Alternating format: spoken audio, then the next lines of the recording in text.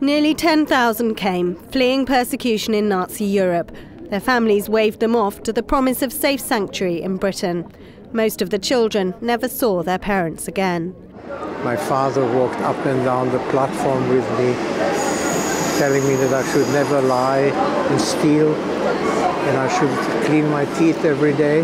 When the train started moving out of the station and I saw my mother biting her lips and tears flowing down her cheeks, and I realized this is something very serious.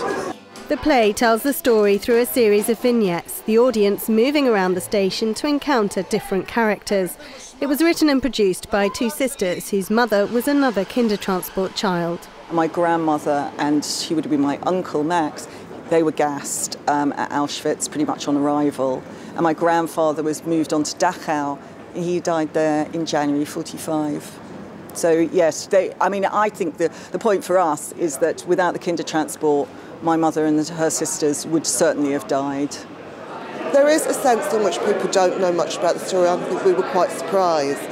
So I think there is a part of it that is about saying to people there is a part of our history that was about welcoming children in, finding homes for them. Well, some of the audience have tickets, others are just ordinary rail passengers. And if they're looking slightly confused and bewildered, well, that's all part of the plan, an echo of how those children were feeling 75 years ago. What's wrong with you now?